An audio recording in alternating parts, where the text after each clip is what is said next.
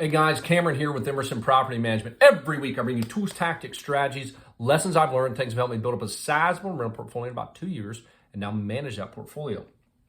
Today I want to summarize an article I read on Bigger Pockets. It's a fantastic article written by Chad Carson. He wrote a couple great books on real estate. You might just see him as Coach Carson or Chad Carson. He wrote an article that was published called 3 Lessons I Learned Surveying 851 current and aspiring early retirees. So I'm just going to go through high level so you don't have to read the article. I'll link to the article in the video so you guys can read it in depth, but I'm just going to summarize the high points because I thought it was interesting. We have this fantasy in our minds about retirement. What does it mean? What am I going to do? Some people think it's close and they're working their ass off towards it. Some people think it's really far away and it's an abstract, weird thing that, am I ever really going to get it? What does that look like? Don't even think about it. It's just like, oh, it's retirement. I'll worry about it later. I don't have a lot of confidence I'm ever going to get there. So the 3 things from this article I thought were really interesting. He asked them what the passive income needed for financial independence. So that's kind of the first lesson here he talks about.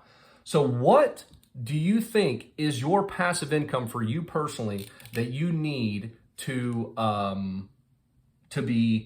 retire? In retirement, what do you think is your number for financial independence or retirement?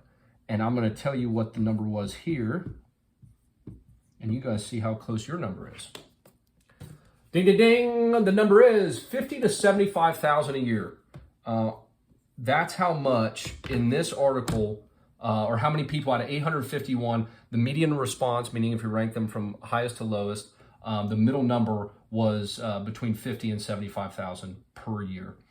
The second number was between 30 and 50,000. So if you guys are sitting there thinking, God, I need 100,000 or 200,000 a year to retire, I challenge you to actually go through your expenses and see if that's really true on what money you need coming out of it. Go through that and see what you think. Okay, the second takeaway here, the ideal number of rental units in retirement, which I thought this was interesting. What do you think is for you specifically, is the ideal number of rental units that you need to have in your retirement?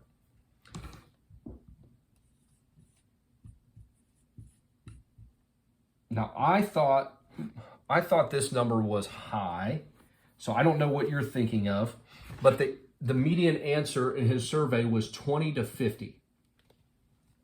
So what does that mean? 20 to 50 units is actually quite a bit. I can tell you pretty confidently, because I have just over 30 myself, that would really support, and then some, for the most part, on average, a salary of 50 to 75,000.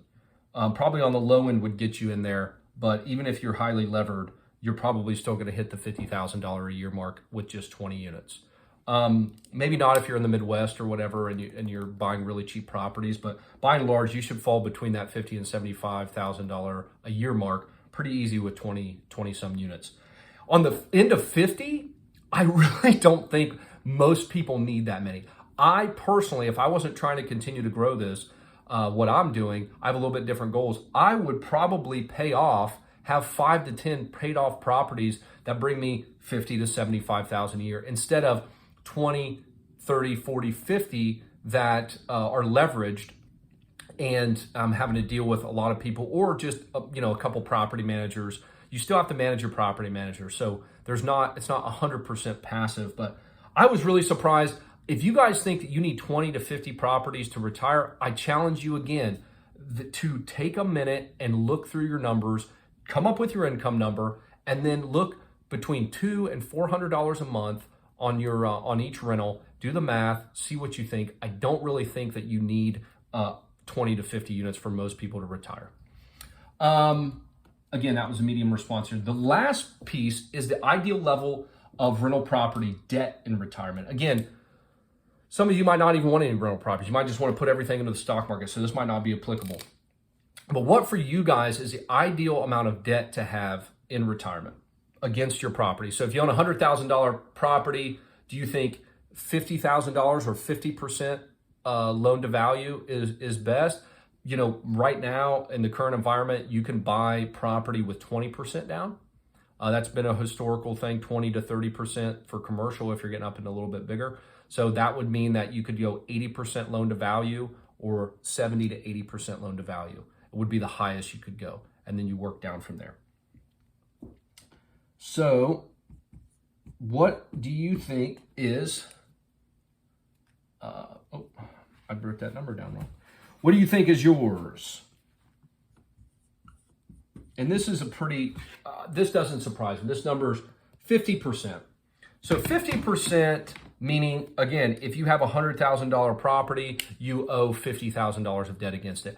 I think when you're growing when you're growing your portfolio and trying to grow and produce more and more and buy more and more properties, you're going to get on, again, close to that 80%, 75, 80% mark. But again, once your property starts going up in value, once you start paying down the loan, that gap gets wider. So you could very quickly, especially in today's current environment where properties are appreciating at a crazy high rate, you could go down to 65 or 75% like that, or 50% even like that if you're paying a lot on the mortgage, or you have a 50% or a 15-year mortgage. So 50 seems like an even number. I think a lot of people want to have some debt. You want to have the tax advantages. You don't want to have all your eggs in one basket. You know, unlevered real estate historically does not return as high as returns as a stock market. So you want some leverage there to help increase your returns. So that number doesn't really surprise me. I don't know what your number is, but you know, for me, again, it just depends on what kind of your lifestyle is. If I was just looking for retirement, I would just want a few fully paid off properties. Wouldn't really care about having leverage or what my returns are. And then have some HELOCs, home equity line of credits against those properties to buy other ones, or use it in a pinch if I need some cash. So again, Chad Carson, I'll post this article, 3 lessons from surveying 851 people. 50 to 75,000 is the middle number for income needed in retirement. 20 to 50 rental units, and a 50% debt to value ratio or loan to value ratio against the rental properties in retirement.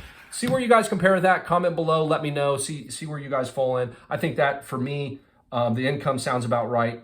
The rental unit seems a little bit high, but the debt portion is probably also right about where I'd be. Maybe less and just fully paid off with some HELOCs like I mentioned. So hope that was helpful. If it was, let me know. If it wasn't, let me know. See y'all next week. Thanks.